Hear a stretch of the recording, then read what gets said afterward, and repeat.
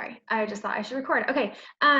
So if they have not been engaged and if I have reached out to them about becoming engaged, I bless and release because they know where to find resources. They know how to get a hold of me. If they need something, they know I'm here.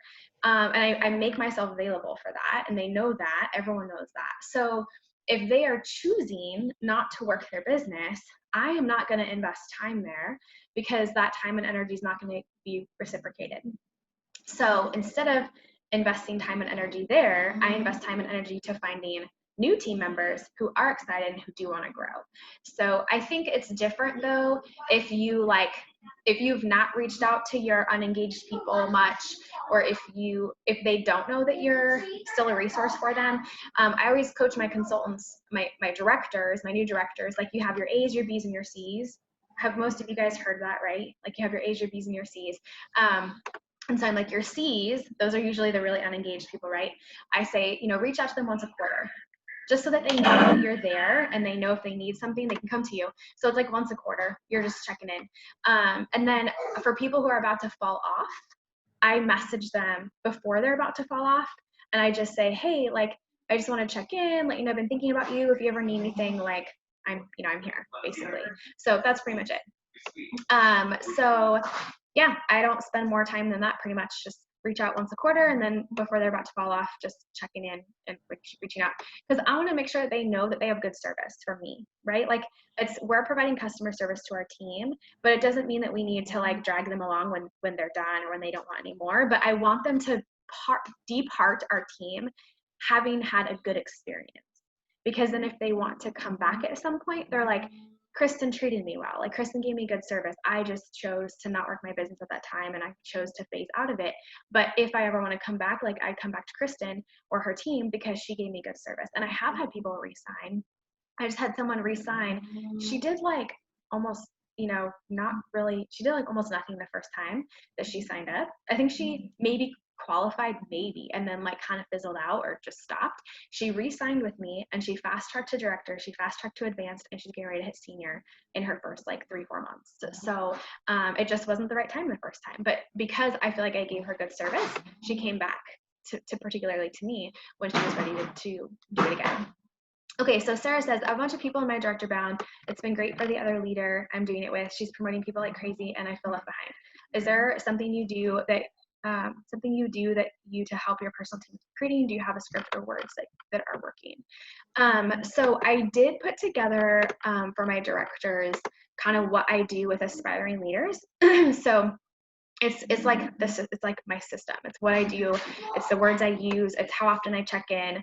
And so I think from a general standpoint, and I'll share that it's a Google Doc, so I'll share that. But what I do is I first get permission from the people I'm working with. So when I say I get permission, like I want them to know that I want to partner with them and get their buy-in to work together, that this is kind of what we're working towards. So I put the Google Doc in the chat for you guys. But so I get permission from them, like, oh my gosh, this is so exciting. You could totally hit director. I'd love to work with you to help you hit director. What do you think? Are you game for that? And they're usually like, yes, I would love that. And so then I'm like, okay, I get their show schedule. And I tell them, I'm going to message each week. I'm going to message you each week to check in, to help support you, to help you recruit, like basically to help you recruit from your parties. So, send me your party schedule for the next 4 weeks. We start with that. And then I say, okay, I'm going to check in, but it's helpful if you send me screenshots each week of your recruiting asks. So what I'm doing is I get permission to get their buy-in, and then I tell them what to expect. You're going to hear from me every week. I'm going to check in so I can help you recruit from your parties. And then I tell them what I want from them. Send me screenshots. We're going to be going back and forth a lot so I can help you recruit. That's one of the best and easiest ways for me to help you. And then the weekly check-ins are usually on the day that the party closes or the day before it closes, because I want to know how much they have in sales. If I check in at the beginning, it's kind of pointless because I don't know if there's a kick coupon yet or whatever. I need to have the development happen for most of the party already. So I'm like, hey, how are your parties going? And then and what are they at for sale so far? And then they message me back. And if I see there's kit coupons, I say, what did Susie say about the kit coupon? She's earned one. You know, if like, oh, I haven't asked yet. Okay, here are the words, you know, go ask, and then send me a screenshot of what they said. And then I'll be like, who are the rock stars? Like, it's show-based coaching, but I'm working with them on how to recruit. Who are the rock stars? What did they say? Who are the Q&A people? What did they say? Oftentimes I find that they either are not asking, or they're asking and they're giving up on the first no, or they don't know how to overcome the objection. So unpack that with your people and figure out like, where's the hole in the pipe, right? Like, where's the leak? Like, where's it not coming together? Where's that area that you can strengthen? Are they asking, or are they not asking? You know, do they need help with the specific words to use? Like, where's the breakdown? And then you can fix the breakdown, if that makes sense. But a lot of people run director bounds and don't have success. And I feel like there's a couple reasons why they wouldn't have success. But I feel like one of the number one reasons, and when I say success, I mean promoting a director, right? Like, that's ultimately what you want out of a director bound. You want to promote directors from this program. And I find that where the breakdown happens in not having success and not promoting directors is because of the one-on-one coaching and the one-on-one accountability.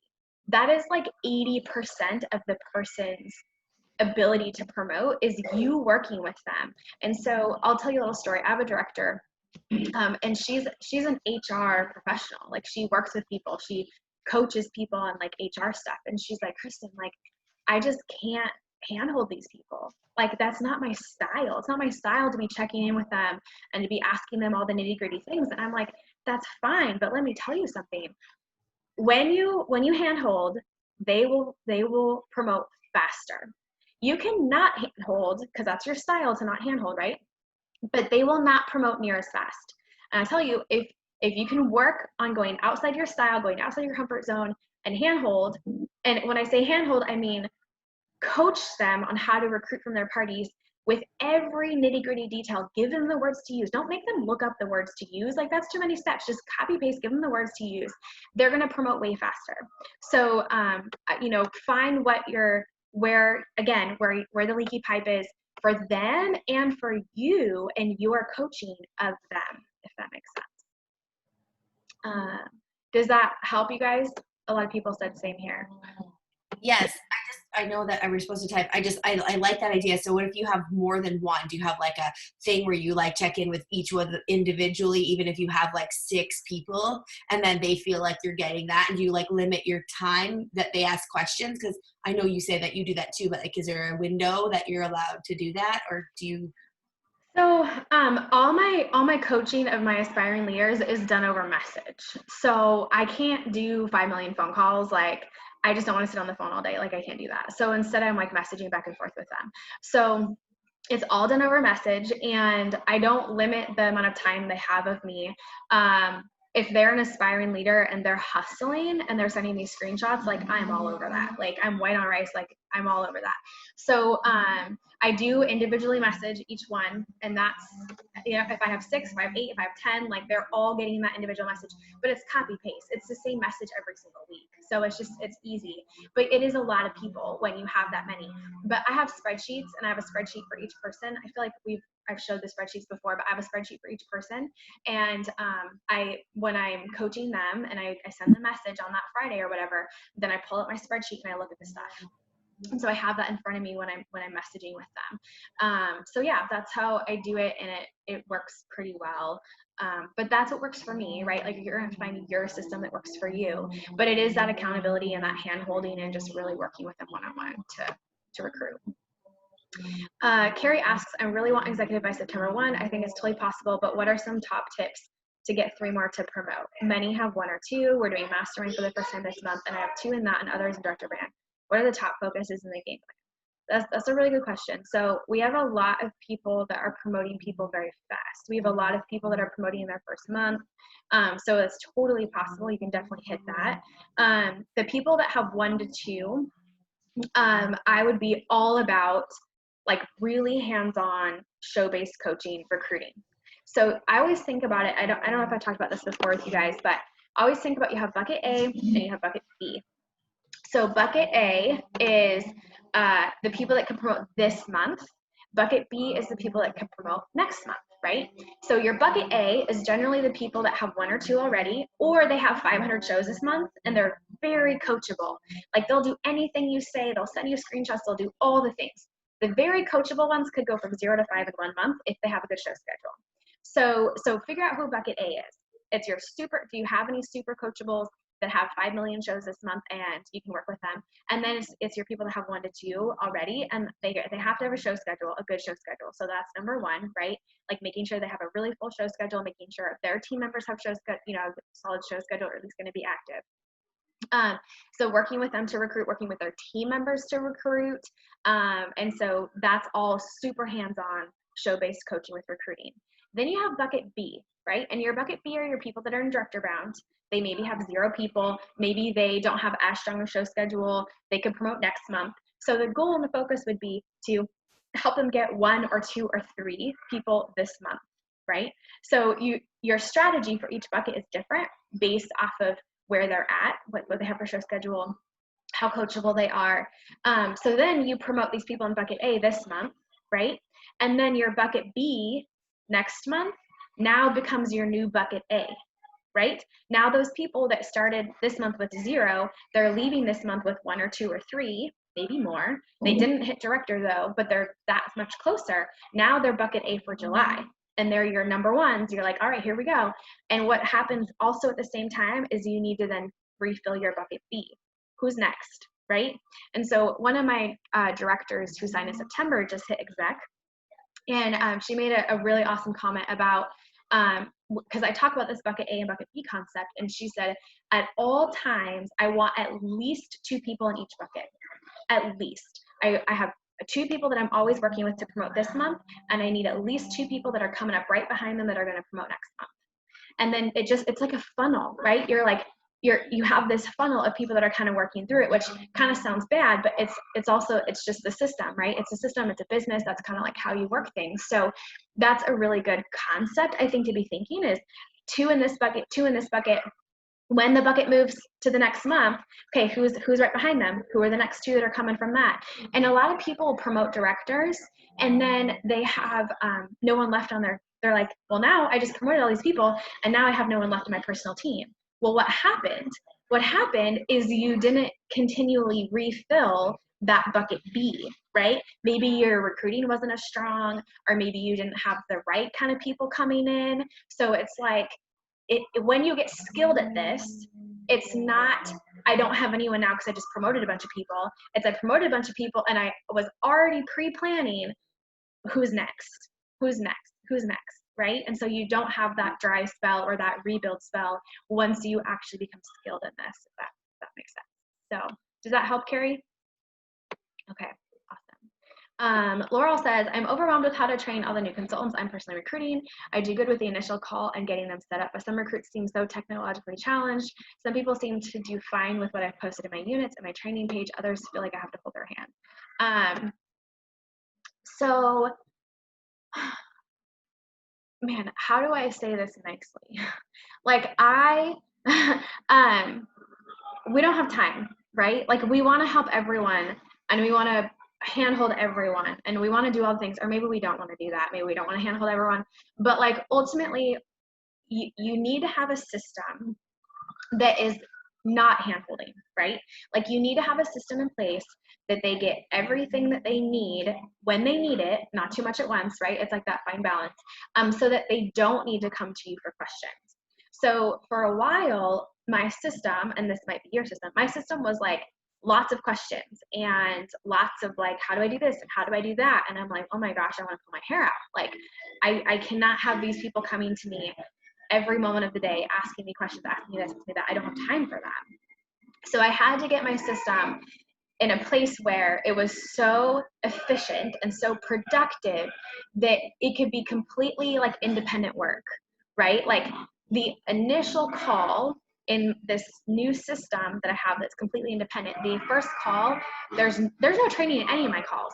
It is all relationship building, all goal setting, so that they have, so we have relationship, we have goal setting, like they have a clear path of what they're working towards. They have their first goal, their second goal, their third goal, their why, and then the system that they have access to, whether it's units, whatever platform you use, or whatever, if it's an email system or whatever you use for the training piece of it, that's self-guided and they can do that on their own. And it's bite-sized pieces that they get when they kind of need it, so that if there's tech questions, I generally cover some of the tech things that they need to do in some of those videos. And it's a video, they can go back and watch it anytime they need to. So if they come to me and they're like, I can't figure out how to do this XYZ tech thing, I'm like, go watch the video on unit blah, blah, blah, blah, blah, blah. So that it's just, there's like, if they go and do the things in order, it's going to answer all their questions. They maybe just didn't even go do the thing. So quick question on that. I have some people who are probably like extremely tech terrible. Like even I tell them to watch the video, so like, I've watched the video and I still don't know how. Like, I mean, at that point, what do you do? Do you just like say, I'm sorry, Charlie, like, because I've done it where I've spent 45 minutes multiple times in a week trying to help someone. I'm like, I don't have time for this. So no, I don't. I say, and I don't want to be rude, and I don't want to be like, I don't have time, like I can't help you. I say, do you have a daughter, a young friend? Do you have someone younger that can come over to your house and walk you through this, right? Because like I can't just go to their house and like walk them through the thing, which is probably the most helpful thing for them, is they just had someone sit with them together and just show them how to do it. And so that's been like the easiest thing for me, is be like, do you have someone close to you or a friend or family member that could come over and just walk you, maybe they could walk you through it with you, because it's more like a techie thing versus like a how do I do the thing.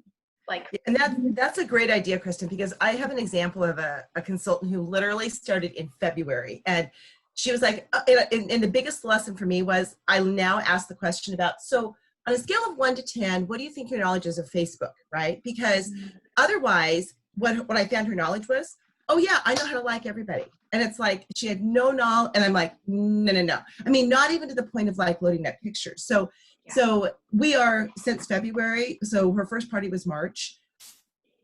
It is like, and I'm like, I'm clear on, okay, so when we're talking, 20 minutes devoted time, you and me, and then all of a sudden she'll be, messing around in the kitchen and doing something. So I'm like, I thought, obviously I didn't do it as well as I should, because obviously the communication piece isn't clear to say, so 20 minutes of devoted time, I'm committed to you, I need you to be focused in, right?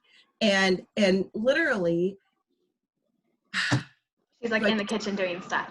And the hard part is like, it's kind of weaved in, like, okay, here it is. So she's a sister to a director who's going to promote July 1, but yet the sister realizes the same thing, and but she's willing to enable and continue to do that. And it's like, I'm the bad person, but I'm like, oh my God, it is so draining. Yeah, you have to, I like, I don't want to say like I nip it in the butt, because that kind of sounds bad too. Like I like nip it early on. Like I set the expectation that like, I am not the resource for all the how-tos. Like that is not what I'm here for. Like you got to get that elsewhere, and I have to like, and I haven't had this come up for a while, thank goodness. And usually when I suggest the friend or the family member come help you, that's like a great that idea. fixes it right away. But like if like I've done a call with people and they're like walking through Target, and I'm like, okay, so I've set aside a time for you. Right now is not a good time for us to talk. You're clearly walking through Target. Like let's set up a new time. And so I do that. Like if that was the case with the person like working in the kitchen, like, okay, I dedicated this time. My time is very valuable and very limited. Right now is not the right time. You're trying to do something, trying to cook or do something in your kitchen. Like let's set up a new time where you can be very dedicated to me and sit down and we do this together. Like you're not doing stuff in the kitchen. You're not walking around Target, whatever. Cause that's rude. I mean, I think it's rude. I think it's rude too. Yeah. And I be like, are my expectations too high? And I'm like, but no, I said that, but yeah, no. And here's something else, you guys. I finally blessed and released this, and it was like the best feeling ever. So I set up a time for the first call, because I do one call, get to know them, set their goals, right? We talked about that. If someone blows me off on that first call, they do not get another call. And I will not reschedule with them. I'm like, because that pisses me off. I'm like, this is a business. I'm a businesswoman. I set aside time for you and you disrespected me. Like that kind of sounds bad, but that's how I feel. So when they miss a call and we set it up and they agree to a time, I will say, and I'll message them after like, I'll wait like 5 minutes because we do Zoom. And so I give them the Zoom link. I wait 5 minutes. If they don't show up, I hop off. I'm not spending more than 5 minutes waiting. I hop off and I message them. Well, let me back up. If I'm waiting 2 minutes over, I message them and I say, hey, let me know if you have trouble getting on Zoom. You know, so like I'm just saying, hey, I'm here. Let me know if you have trouble Could be getting the on. case. Yeah. Yeah. Okay. So then I wait, I wait about 5 or 7 minutes. And if nothing, I message them and I say, hey, like, I'm really sorry we couldn't connect today. My time is very valuable and very limited. And for that case, I don't reschedule. I'm going to go ahead and email you what you need to know and let me know if you have questions. And then I email them like the starting point of my new consultant onboarding. And that's it. And they don't get a reschedule. So yeah, that's just, for too long, I was trying to like track people down and it just was like, why? Like that was their time and they wasted it and they lost it. So I'm not going to reschedule with them. So that's what I do. But yeah. Okay. More questions. Put them in the chat, guys. It is rude even on director bound meetings too, or team meetings, but that shows me like who's committed and who's not, like, and I think what happens is when we get like burned on things, we like toughen up our skin, and at least this happens for me. I feel like I'm able to be more open and honest. Like the more I get burned on stuff, the more I'm like, I'm just going to be really upfront and really honest about this, about like my communication on this, because it will prevent issues or like lets them know where I stand, because I've been burned enough on a particular thing that I'm like, all right, I'm not getting burned anymore. I'm just going to be like, say how it is. So yeah. And I think the struggle I have there is I'm like, you're trying to maintain the relationship, and it's like, so the relationship becomes first, but then I'm like, and so totally call me out on this, right? So the relationship is first, but the expectation has to be there so that the relationship matures. Yes, maybe? No, I completely agree. And it's hard because, especially with like a new consultant first call, like I don't even have a chance to build a relationship if they blow off the call, right? Yeah. There are sometimes, I had one time where a consultant was like, oh my gosh, I'm so sorry. I had a work emergency and I couldn't get out of it. And I'm like, I understand that, but like at the same time, maybe they could have shot over a message or something, right? Like they still maybe don't quite understand like the extent of value of my time. And like I place high value on my time and they maybe don't quite connect the dots. So but still I'm like, I don't make an exception, which so it is what it is. But I do think relationship is important, but when you set the value on your time like that and the value on yourself, like the right people will recognize that, and they'll be the ones that will ride or die with you. Like they'll be the cream that rises to the top and stuff, and the rest they have everything they need to be successful. They don't need to get on that call with you. They can do everything else and dash. And if you send them your particular thing that starts the process for your training that they can do kind of self-directed, then great. They still have the resources that they need. So yeah. Okay, so Carrie says, I have some that ask for things in writing, like a manual set of videos. Is that overkill? I would not do that. But that's just because the only thing is, I have had people who are deaf and hard of hearing join my team, and videos don't work for them, right? So if you can like put sub captions on your videos, which YouTube lets you do, and there's other like video editors out there, like we definitely want to make sure that we're giving them the information in a way that they can receive the information, right? And if there's disability or anything that prevents that, like definitely make sure they can still get that.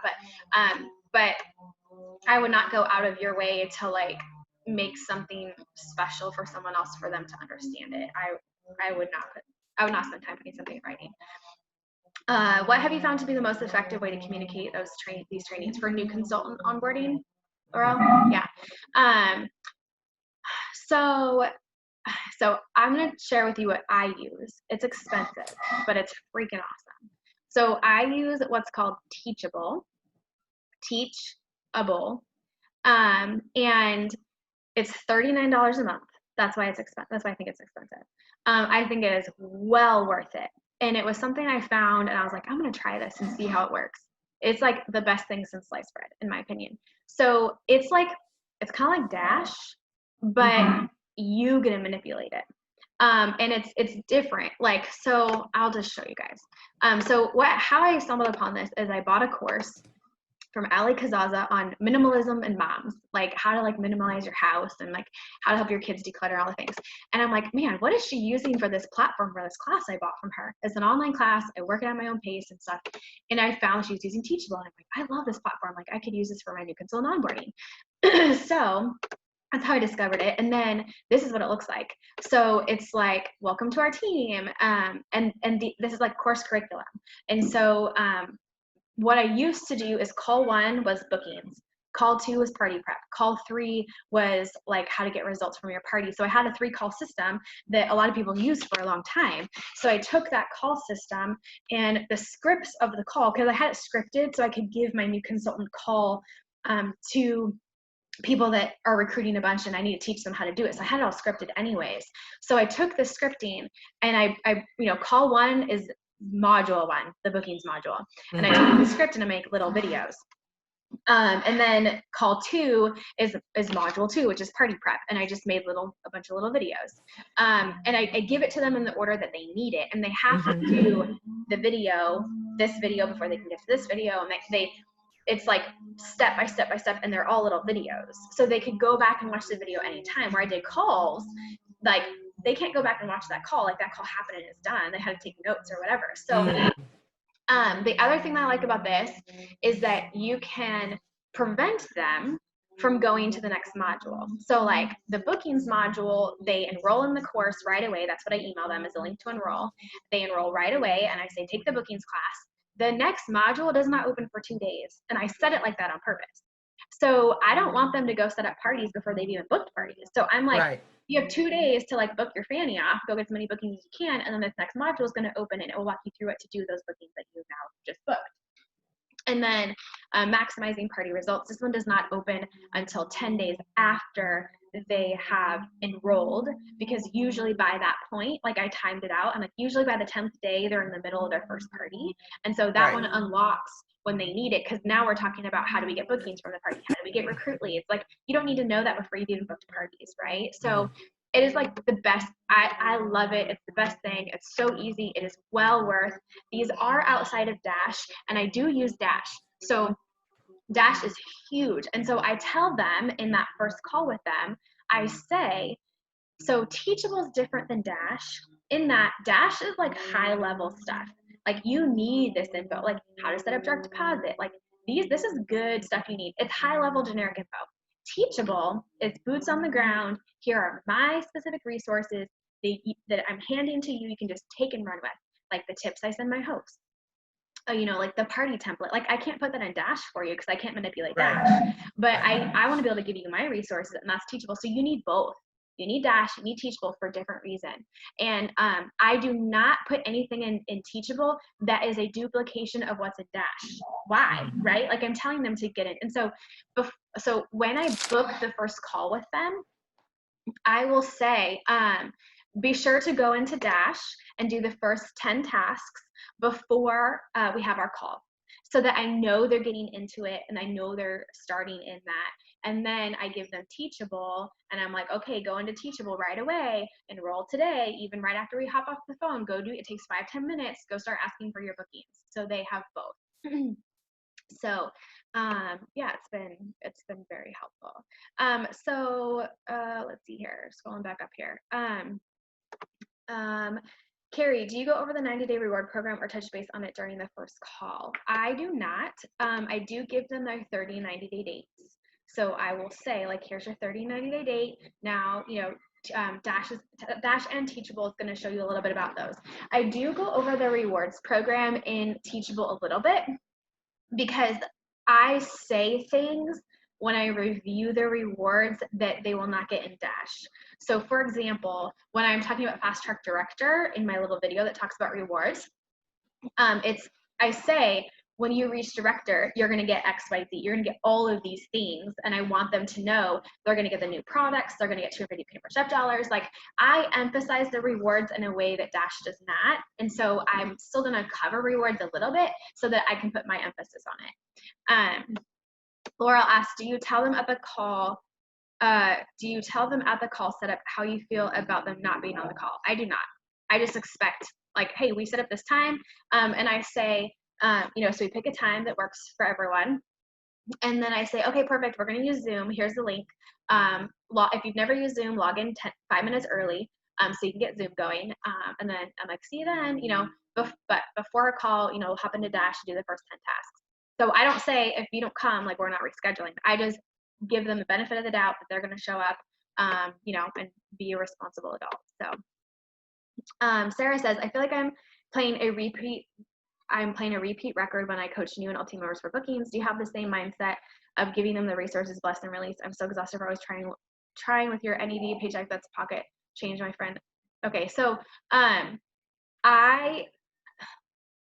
so again, I don't want this to sound bad. If someone does not have bookings, I am not working with them. And it's not that I don't want to help them get bookings, but they have all the resources in the world to get bookings, right? They can go take the Dash bookings trainings. Like I've probably given them resources on bookings at some point. So I feel like there's a couple things. One is if you don't have a lot of people to work with, then you're trying to work with the people you have and maybe they don't have bookings. And so you're like, we got to help these people get bookings, right?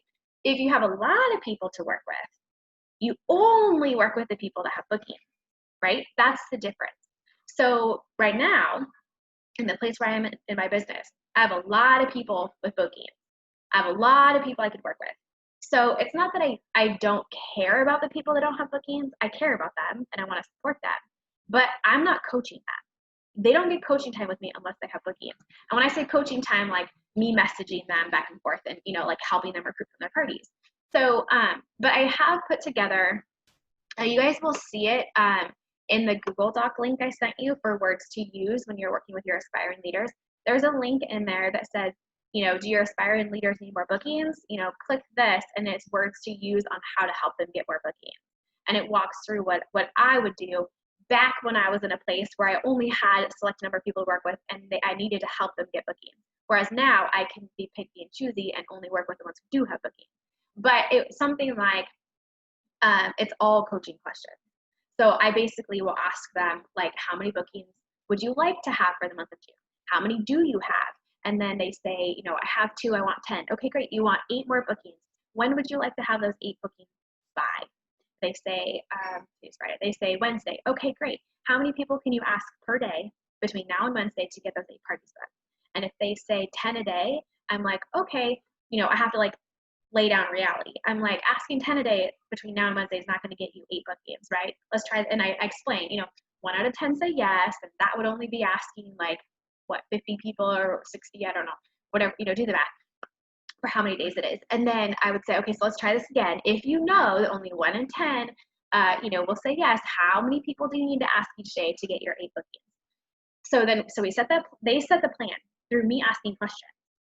So now they said they want to get 8 bookings. They're going to ask 20 people a day between now and Wednesday. And then I say, okay, do you have an idea of who to ask, or do you need some help with that? And then if they need help on who to ask, we run through that. And then I say, do you have some good words to use, or do you need some help with that? And I don't like using D questions like do you or did you. Like it makes them feel dumb. I like asking questions like who or how or when or whatever. But in some cases, and this is probably one of the only cases where I feel like I do use a D question when I'm coaching. So, do you have the words to use, or do you need some help with words to use? I don't think that makes them feel dumb because I'm still offering to give them some words to use. And so then I leave that conversation and I say, message me each time you book a party and set a note on your calendar to message me on Wednesday and let me know how it went. So they're supposed to be messaging me each time they get a booking to celebrate together. So I can pump them up and be like, oh my gosh, that's awesome. Send them some GIFs and things. But they're also supposed to message me on Wednesday and let me know how it went. So the entire ball is in their court. I'm not harassing them. I'm not messaging them. They're supposed to message me. And what happens? Usually they don't message me. Usually they didn't get a booking. Usually they didn't do the work. Not always. But generally they're just not working. They're not investing the time. They're not doing the thing. But that takes it off of me. And they set the plan. They said what they were going to do. I didn't even tell them what to do. I just coached them with questions and they set out their own plan. I gave them the resources on words and who to ask if they need help with that. So that's all on them. So that's kind of where I go in those cases, and all those words and everything are in that Google Doc. Can you share that one more second? And do you share that with only your personal team or your whole org? Are you talking about the bookings, Laurel? The Teachable. Oh, so for Teachable, I use it. So I started using it in December, and I did not offer it to my entire org when I started using it because I wanted to see if it was going to work, right? Like, I'm piloting this new thing. And when I found out that it does work, people who promoted to director out of my personal team were using it, right? Because I was putting their people through it. And so those directors who basically promoted from January to now, December to now, they're using it, but they're using my account. And so I've told them, like, hey, at some point I'm going to kick you out of Teachable. You're going to get your own. And so they know. I haven't kicked anyone out yet, but I have a couple of them that are senior directors, soon to be exec, and I'm definitely going to kick them out pretty soon because it's like, you should do your own. And I might even say, if you don't want to pay $39 a month, like, go in with this other person. You guys can split it and you can both use it together or something to make it more manageable. But they're my videos. The people are watching me in the videos. They're not watching their own leader, which I think they should be. And so I have it all scripted out to where it's like, hey, here's kind of the script for it. You could build your own, make your own videos, and kind of use these scripts. So at what point do you require your directors to do their own team meetings? Right away, immediately. I mean, not immediately, but I do a new director support call, a new director training. And so the month after they promote, they get 4 calls. They're Saturday mornings. All new directors get invited to this call. And I talk about how to run your own team meeting on the last call, the 4th call. So by then they've been a director for almost a month. And I talk about the importance of them running their own team meetings, how to run their own team meetings, why, all the things. And their homework is to go run a meeting, is to set up a date and a time for a meeting and run their own. And this is huge in their success, I believe, in their success as a director.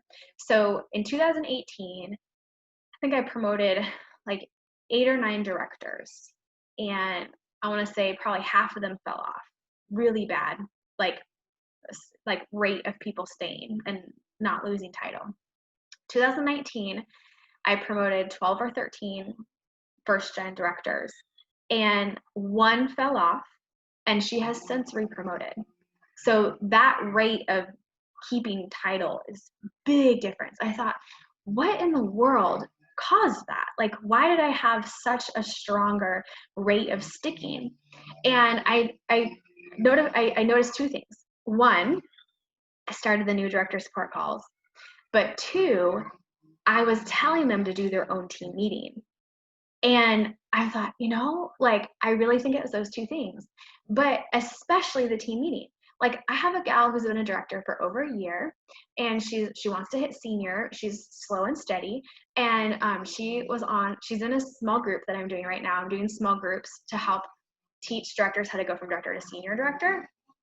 And this is only something I added after Hit National because I felt like, okay, I hit national, like now I have a little more time to do things.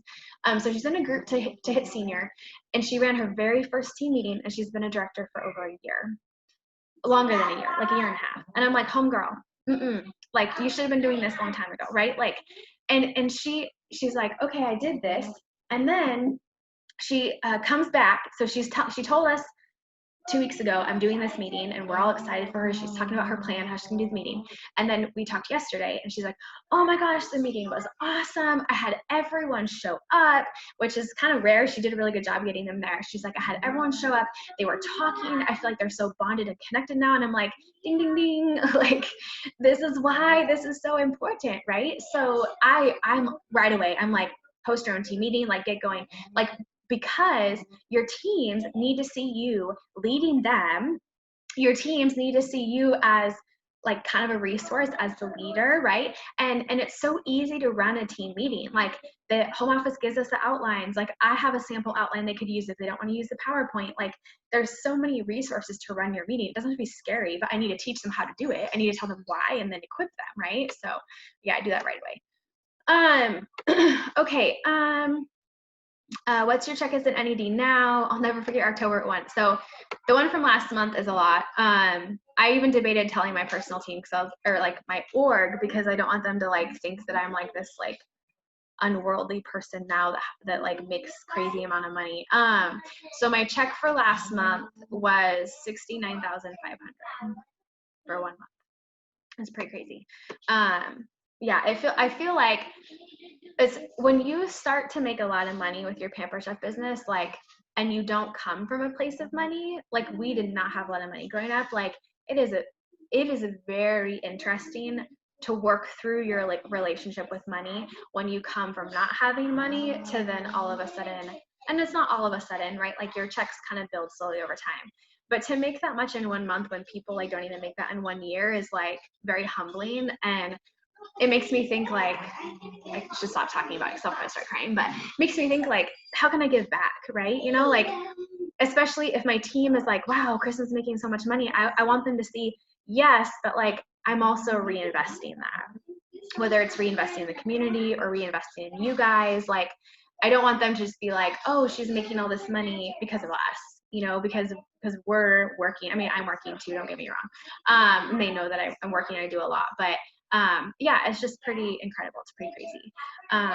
And we have a lot of stuff we need to pay for our house. Like this poor 1912 farmhouse got neglected for so long. But our goal is to pay off our mortgage. We really need to remodel this house. It needs a new roof. It needs a lot of remodel work and stuff. But our goal is to pay off the house in addition to paying for other things with the house. I'd like to have it paid off by the time I'm 35. That would be in 2 years. I think we could probably pay it off faster than that, but if we also want to pay for remodel and do some other things.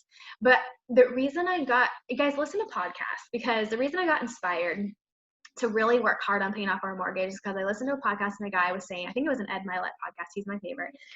But this guy was saying like, yeah, like we paid off our mortgage by the time I was 33. Like what other 33-year-old could say like I'm mortgage free?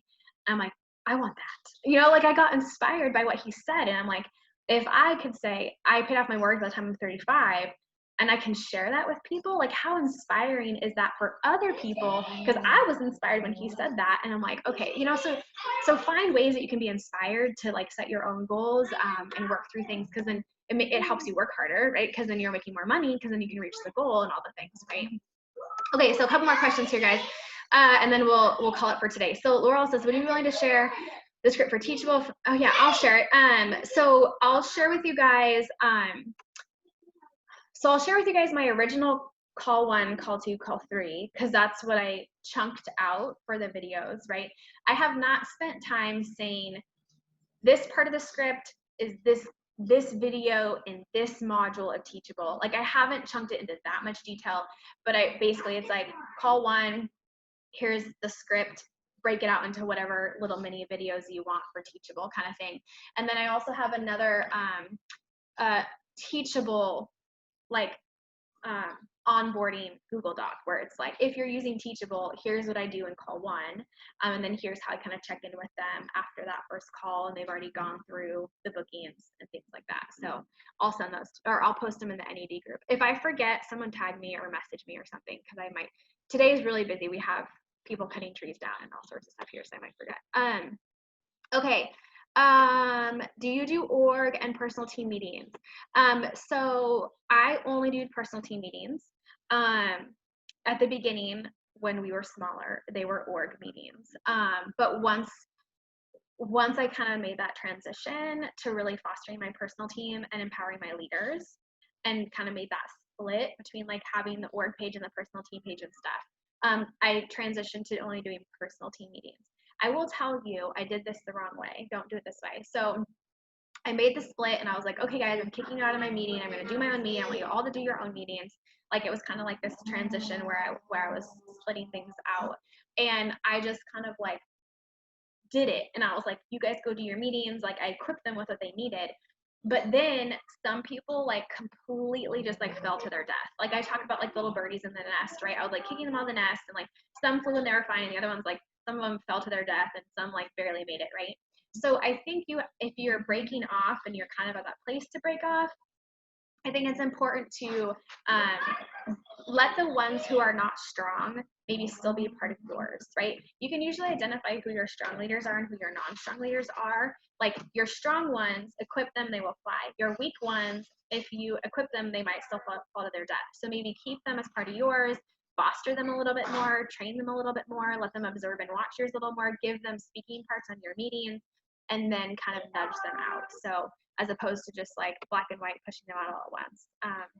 How do you, sorry, just to add to that, how do you break the news to your upline to be like, sorry, I'm out, because we have like 15 of directors in one team meeting. It's a little ridiculous. So you're still doing meetings together with your upline and you want to break off of that and go do your own, is what you're saying. Yep. Just tell them, just say, hey, like, we've been growing so much and I have so appreciated being able to be a part of your meetings for really long. I just like have kind of had this feeling for a while that it's time for me to transition to doing my own. And they need to respect that. Some of them might not, right? Like depends on the person. But it's your business. You do what you want. Like you make the decisions, you call the shots. Like, and here's why this is important, at least why I believe it is. You and your team have a vision. You and your team are going a certain direction. And in those meetings, that is the time that you are talking about the vision. You are talking about how your people can be a part of the vision. If you're doing meetings with your upline, like it's not the same. It's not the same as being able to cast your vision and really develop that vision with your team and get their buy-in and rally behind that vision. You need to have your own. At least I feel like that. So for that purpose, for that very specific purpose. So, and they need to respect that and go with it. And if they don't, then they don't, but you're doing it anyways. Okay, so Laurel asks, can you guys hear my kids screaming in the background? I can't go in my office because I have people chainsawing right out the window. So sorry to get my kids screaming. That's real life. Okay, Laurel said, we've had a huge change in our finances this month. Any tips to build my check quickly? Recruit a crap ton of people and promote directors. It really focus on your recruiting because if you recruit a lot this month, you can promote a bunch of directors next month. I mean, heck, you can even promote some this month if they can go to 0 to 5 in 1 month, which some can, but recruit a lot and then promote some next month, and then your check will really build, especially fast track.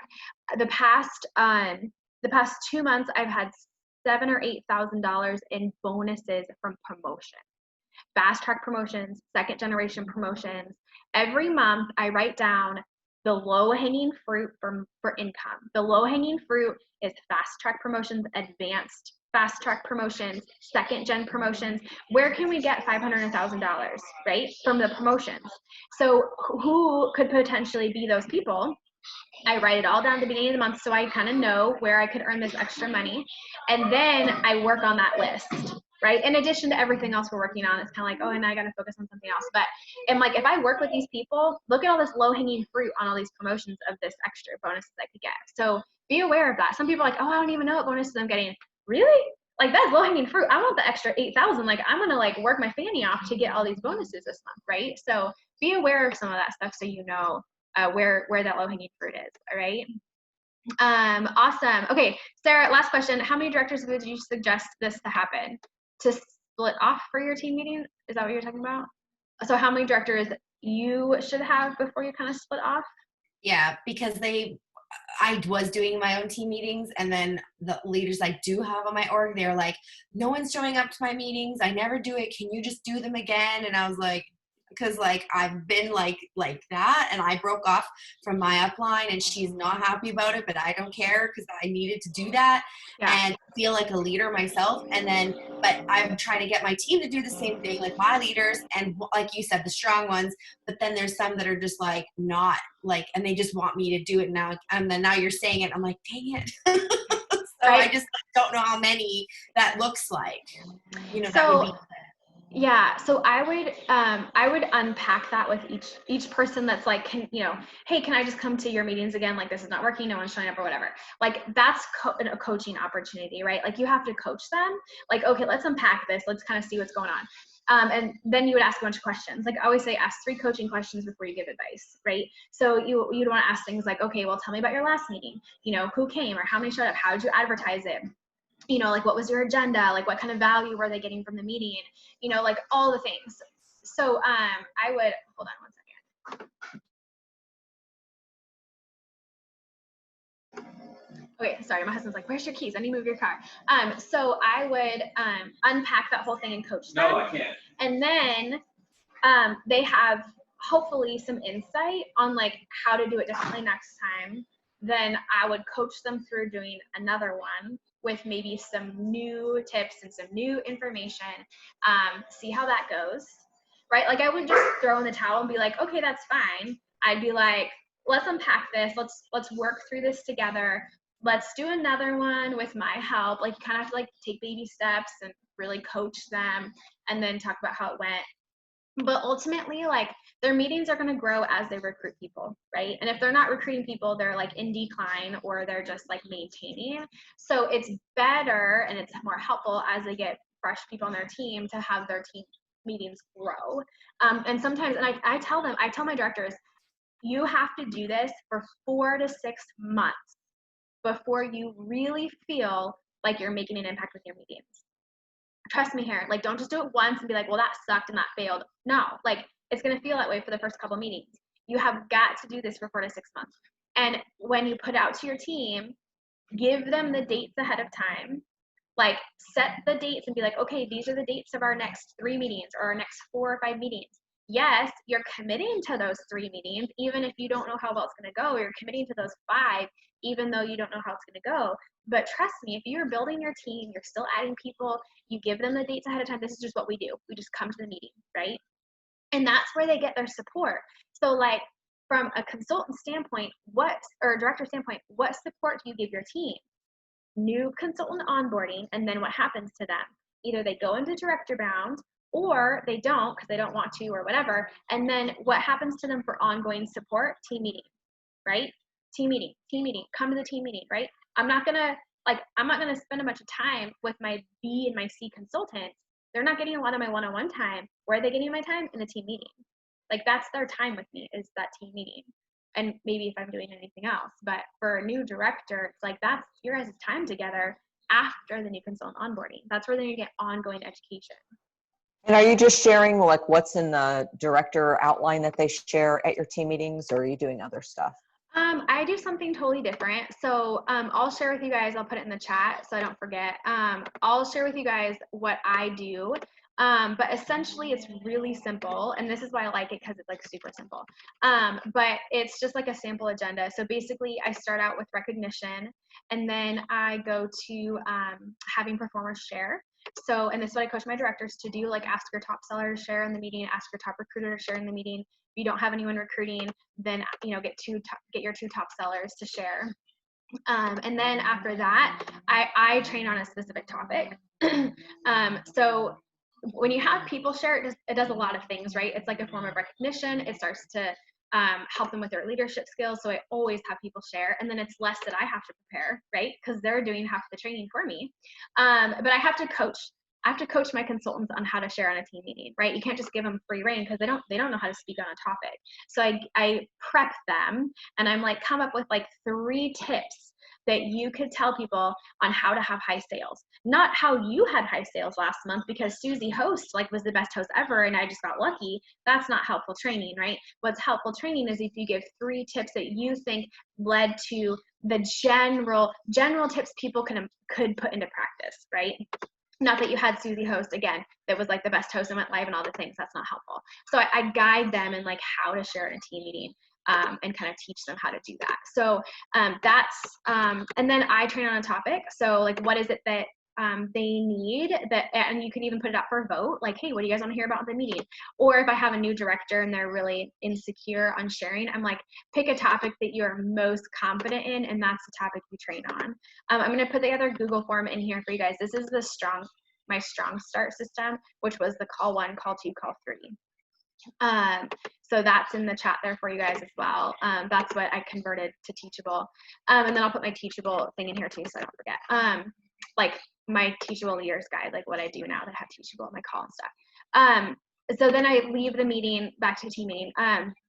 Then I share, and then I leave it with like housekeeping, like important dates that are coming up and things that are that they need to know, like conference or whatever, housekeeping kind of stuff. So there's all those Google Docs for you. Okay, guys, I have to run. my assistant's coming over today too, and my house is a disaster. So I need to go clean. So hopefully this was helpful. And